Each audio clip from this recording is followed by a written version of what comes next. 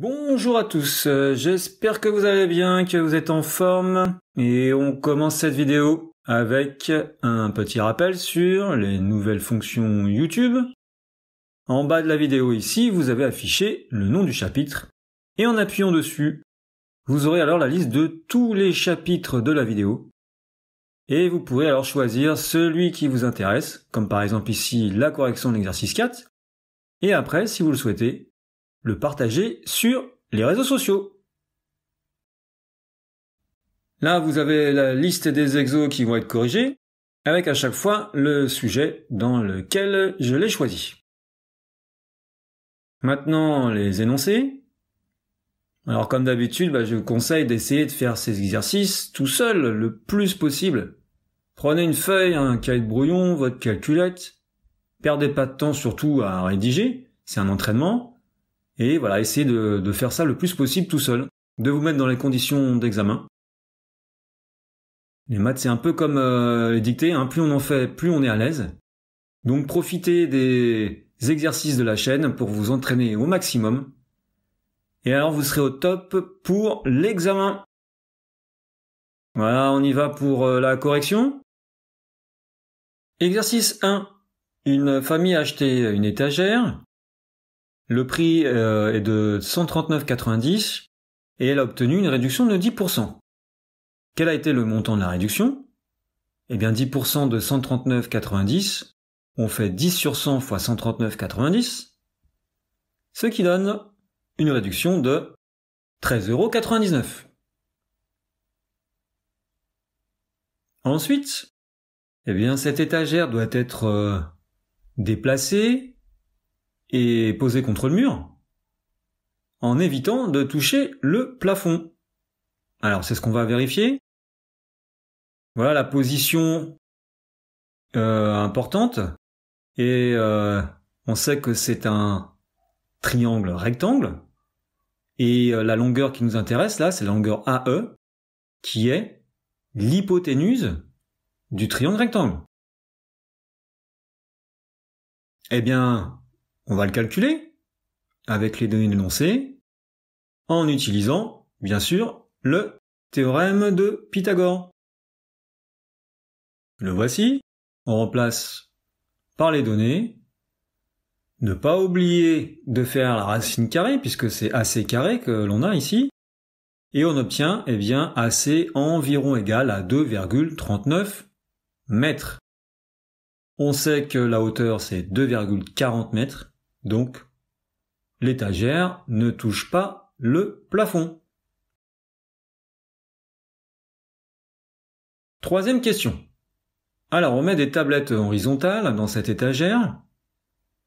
Il faut d'abord calculer C'E. Voilà, C'E. Eh bien, qu'est-ce qu'on voit? On voit que c'est 1/5 de B'C'. Donc, 1/5 de 2,25. On obtient 0,45 mètres. Petit b, calculer la longueur DE. Alors voilà une figure simplifiée. Et on sait que DE est parallèle à AB', le sol. Il vaut mieux que les tablettes soient parallèles au sol pour l'étagère. Donc, qu'est-ce qu'on va pouvoir faire? Eh bien, on reconnaît le théorème de Thalès ici. On part du point C' et on écrit l'égalité des rapports, comme ceci. En remplaçant par les données d'énoncé, on va pouvoir, avec les deux derniers rapports, exprimer eh bien, DE. On fait un produit en croix. Et en calculant, on trouve DE égale 0,16 mètres. Petit c, il faut calculer la longueur HI. HI, eh bien, on va chercher C'I. C'I, c'est 3 fois C'E. On l'avait calculé tout à l'heure, c'était 0,45. C'I, ça fait donc 1,35 mètres. Maintenant, eh bien, on va pouvoir utiliser la configuration de Thalès aussi, écrire le théorème. Comme tout à l'heure, on part du point C'. Voici l'égalité des rapports. On remplace par les données. Et avec un produit en croix, voilà, on va pouvoir calculer HI, ce qui donne HI égale 0,48 mètres. Exercice 2. Alors voilà une figure.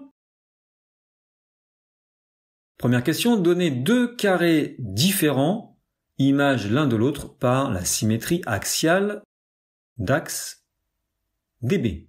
Alors voici l'axe DB. Qu'est-ce qu'on a? Eh bien les carrés 2 et 8, parfaitement symétriques. Les carrés 3 et 7. Et les carrés 4 et 6.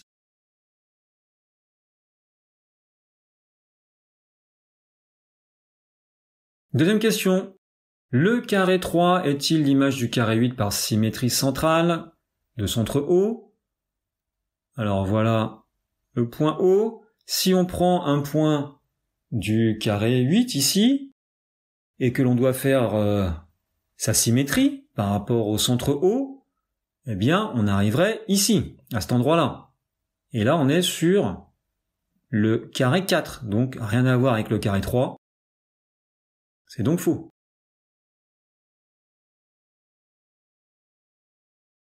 Question 3. On considère la rotation de centre O qui transforme le carré 1 en carré 2. Alors carré 1 transformé en carré 2 par une rotation de centre O. Alors nous on va considérer le centre du carré et voilà cette rotation. Et on nous demande quelle est l'image du carré 8 par cette rotation. Eh bien, prenons le carré 8, son centre, et on fait la même rotation, dans le même sens, bien sûr. Qu'est-ce qu'on obtient?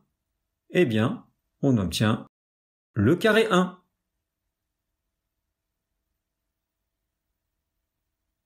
Question 4. On considère maintenant la rotation de centre O qui transforme le carré 2 en carré 5.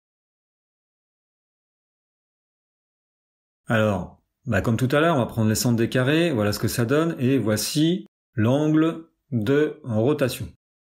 Et là, il faut faire l'image du segment EF. Eh bien, on va faire déjà l'image du point E.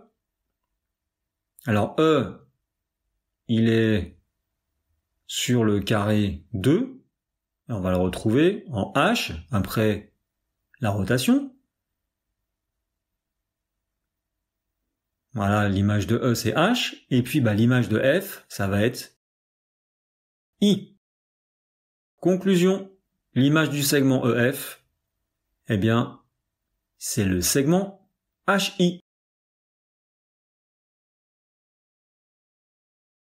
Troisième exercice. Première question, démontrer que le triangle ABC est rectangle en C. Alors, on va tester l'égalité de Pythagore. Tout d'abord, on identifie le grand côté. AB égale 17. On l'élève au carré. 17 au carré, ça fait 289. Ensuite, les deux autres petits côtés. AC égale 8, BC égale 15. On les met au carré et on les ajoute. 8 au carré, 64. 15 au carré, 225. Et on trouve 289, le même résultat. Conclusion, eh bien on a AB carré qui est égal à AC carré plus BC carré. On retrouve l'égalité de Pythagore. Le triangle est donc un rectangle en C. Deuxième question, calculer l'aire du triangle ABC. Alors la formule de l'aire, c'est base fois hauteur divisé par 2. On sait que le triangle est rectangle, on vient de le voir. Eh bien, on peut prendre comme base et comme hauteur AC et BC. On remplace dans la formule. Et ça donne une aire de 60 cm². Question 3. donner une valeur approchée de l'angle BAC. Alors voici l'angle. Eh bien, on va considérer le triangle rectangle ABC. Et comme on connaît les trois longueurs, eh bien, on a l'embarras du choix. On peut utiliser le cosinus, le sinus ou la tangente. Ici, on va utiliser le cosinus, qui se calcule en faisant le côté adjacent sur l'hypoténuse. Côté adjacent, c'est AC. L'hypoténuse, c'est AB. On remplace par les données. 8 sur 17. Maintenant, on fait le cosinus moins 1 de 8 sur 17, ou arcos sur la calculatrice, et on trouve un angle environ égal à 62 degrés. Quatrième question. Calculer le périmètre du triangle CDE. Alors on a deux côtés, il nous manque un troisième, le côté CD. On sait que le triangle ABC est rectangle en C. Conclusion, le triangle CDE est rectangle en C. On a deux côtés, on cherche un troisième. Eh bien, on va appliquer l'égalité de Pythagore en prenant bien sûr l'hypoténuse DE, ce qui donne CD au carré égale DE au carré moins CE au carré. On remplace par les données 13 au carré moins 12 au carré. On trouve CD au carré égale 25. Donc, CD égale 5 cm.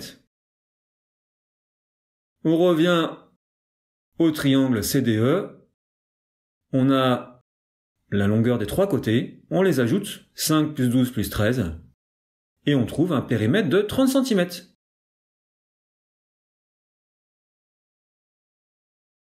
Question 5. Les droites AB et DE sont-elles parallèles? Alors, on reconnaît un peu quelque chose qui ressemble à une configuration papillon de Thalès. Mais est-ce que l'on a bien Thalès ici? Alors on va partir du point central, le point C, et on va tester les rapports de longueur. Tout d'abord, par exemple, eh bien petit côté CE sur grand côté CB. On va regarder aussi petit côté CD, qui vaut 5, on l'a trouvé tout à l'heure, sur le grand côté CA.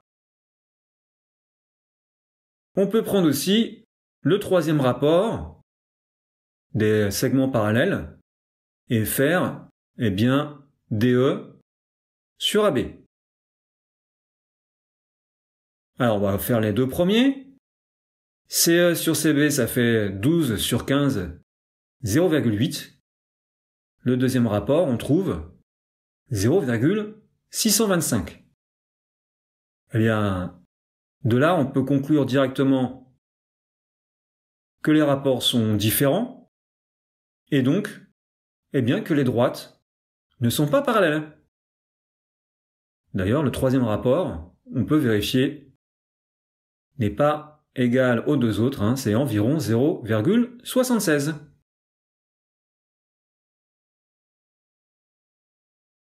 Et exercice 4, on a Aurélie qui fait du vélo. Première question, justifier que le dénivelé, c'est-à-dire EC, c'est 142 mètres. Eh bien, on va prendre l'altitude à l'arrivée, moins l'altitude de départ, donc 393 moins 251, et on trouve bien 142 mètres.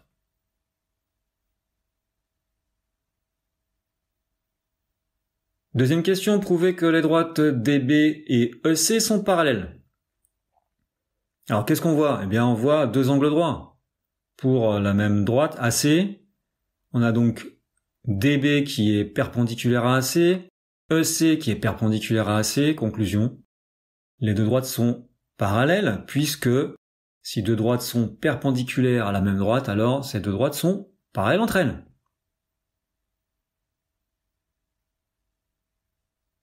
Petit b, montrer que la distance que doit parcourir Aurélie, DE, est d'environ 596 mètres. DE. Alors qu'est-ce qu'on a nous? On a AD qui est 51,25 mètres. Eh bien, ça serait bien de connaître AE. Ben, pour trouver AE, qu'est-ce qu'on va faire? Eh bien, on va utiliser le fait que ces deux droites-là sont parallèles, comme on a vu tout à l'heure. Et en partant du point A, eh bien, on va pouvoir écrire le théorème de Thalès, comme ceci. En remplaçant par les données d'énoncé, étant donné que EC était égal à 142 mètres, ça c'est la première question, voilà ce que l'on obtient. Avec les deux rapports ici, on va faire un produit en croix pour trouver AE. Et on trouve AE environ égal à 646,89 mètres. Alors, en résumé, eh bien, on doit trouver DE, on a AD, et puis on a AE. Il suffit de faire une soustraction. Et on trouve, eh bien, 596 mètres environ. Troisième question. Alors, sachant qu'Aurélie roule à une vitesse moyenne de 8 km/h, si elle part à 9h55 du point D, à quelle heure va-t-elle arriver au point E? Alors, 8 km par heure, pour faire une distance de 596 mètres, c'est ce qu'on vient de calculer. Alors là, on a des mètres, eh bien, on va convertir déjà la vitesse en mètres par heure, ça fait 8000 mètres par heure. On cherche le temps. On sait que la vitesse, c'est la distance sur le temps. Il suffit de remplacer maintenant. Et pour trouver le temps, petit t, ici, on va multiplier à gauche et à droite du égal par t pour se débarrasser du petit t au dénominateur. Voilà ce que l'on obtient. Maintenant, on fait une division. Et on trouve t égale à 0,0745 heures. Il faut donner le résultat en minutes. On va donc multiplier par 60 pour avoir des minutes.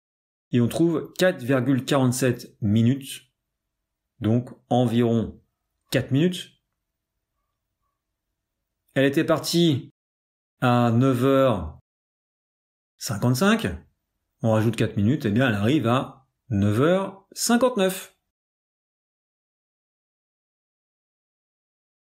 Quatrième question. Alors on calcule la pente d'une route avec cette formule. Alors si on reprend le schéma de l'exercice, eh bien le dénivelé c'est EC, et puis la longueur horizontale parcourue c'est AC. Donc notre pente ici c'est EC sur AC.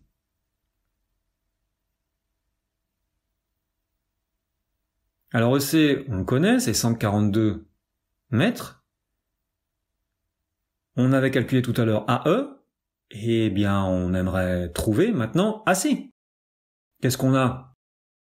On a un triangle rectangle. On a l'hypoténuse à un côté, on cherche le troisième côté. Voilà, on applique Pythagore. Hypoténuse au carré moins côté au carré. Et on trouve, en faisant la racine carrée, environ 631 mètres.